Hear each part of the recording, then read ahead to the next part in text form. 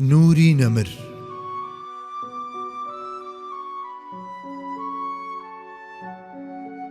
بەرجی پێنجەم، نووسینی مامۆستا محەممەد فەتحوڵڵا گولەن.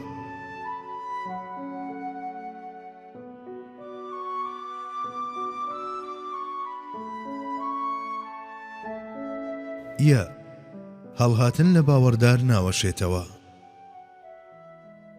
خاڵێکی دیکە کە جێی خۆیەتی لێرەدا ئاماژەی بۆ بکەین ئەوەیە کە هیچ سەربازێک سەر بە خۆڕەفتاری نەدەکرد و بە گوێرەی ویستی خۆی نەدەجوڵایەوە. هەتا لە پێغەمبەری خواوە صلی الله علیه وسلم فەرمانێک نەهاتایە ئەوان لە شوێنی خۆیان نەدەجوڵان ئەگەرچی سەریشیان دابنایە یاخود تووشی شکستیش ببوونایە. مەگەر قورئانیش هەمان فەرمانی پێ نەدەکردن؟ ئەوە تا دەفەرمێت: يا أيها الذين آمنوا إذا لقيتم الذين كفروا زحفا فلا تولوهم الأدبار. أي أواني باورتان هێناوە لەسەر وەختی لەشکرچێشیدا کاتێک بەرەنگاری ئەوانە بوونەوە کە بێ باوەڕن پشتیان تێمەکەن و ڕامەکەن. لە باوەڕدار ناوەشێتەوە لە مەیدانی جەنگ هەڵبێت، پارچە پارچەش بکرێت، ئەو هەڵهاتن بەخۆی ڕەوا نابینێت. مێژوو پڕیەتی لە هەزاران نمونەی لەو جۆرە. دەڵێیت هەر یەک لەو نمونانەش شێرەکانی بەدریان کردووەتە سەرمەشق و چاویان لەوان کردووە. ئەمەش بۆ خۆی دیوێکی تری ئەو سەنگەیە کە جەنگی بەدر هەیەتی لە یادەوەری موسڵماناندا. لە جەنگی یەرموکدا 20,000 پاڵەوان بەرامبەر سوپای 200,000 سەربازی بێزەنتی وەستانەوە. ئەوی شاوشێوەی جەنگی بەدر بوو. ئاڵای ئەم سەرکەوتنەش دیسانەوە لە سەردەستی ئەو کەسانە شەکایەوە کە هەڵگری هەمان هەست و ڕۆحیەت بوون. لە حاڵی پاڵەوانێکی وەک عەیاشی کوڕی قەیس بڕوانن. لە قرچەی نیوەڕۆدا قاچی بە گورزی شمشێر پەڕی بوو کەچی هەتا وەکو عەسر هەستی پێ نەکرده بوو. دوای کۆتایی هاتنی جەنگ و بەدەستێنانی سەرکەوتن ویستی وەک جاران لە ئەسپەکەی دابەزێت.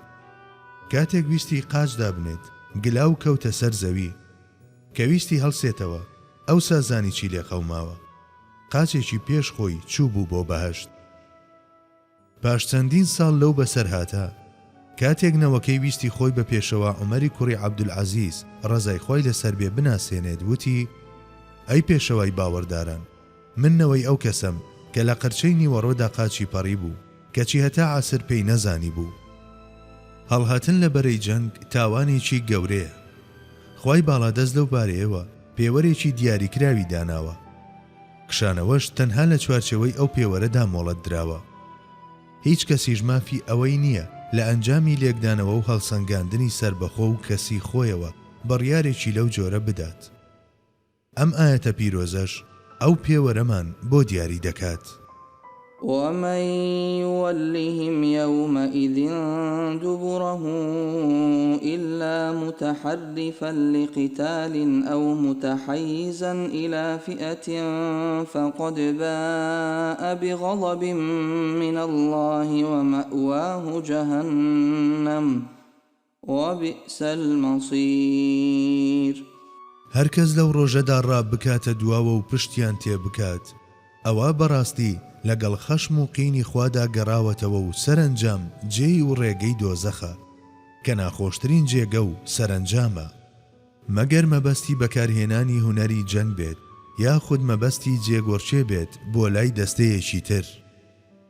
ئەو دەمەی پاڵەوانانی جەنگی موعتە گەڕانەوە بۆ مەدینە لە شەرمدا ڕوویان نەدەهات بچنە دیداری سەروەری مرۆڤایەتی.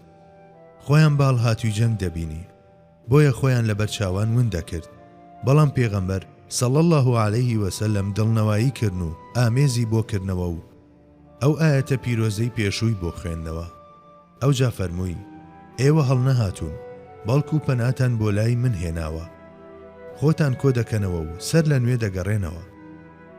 بەڵێ ئەگەر بڕیار بوایە بکشێنەوە ئەوسا دەبوو بە فەرمانی فەرماندە بێت و لەو چوارچێوەیەدا پەنایان بۆ ببردایە. لایەنێکی تری گرنگ ئەوەیە کە دەبێت سەرکردە لە ناو سەربازەکانی دابێت. مێژوو شایەتی دەدات کە هەر کات خودی پێشەوای دەوڵەتانی ئیسلامی سەرکردایەتی سوپایان کردبێت ئەو سوپایە لە زۆربەی حاڵەتەکاندا سەرکەوتوو بووە.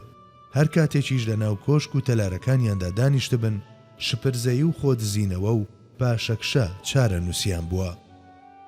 تاکو ئێرە هەوڵماندا شرۆڤەی ئەو سەرکەوتنانە بکەین کە لە جەنگی بەدر و جەنگەکانی تردا بەدەست هاتوون. دیارە هەمووشیان دەرەنجامی پشت بەستن بەخوا و گرتنەبەری هۆکارەکان بوون.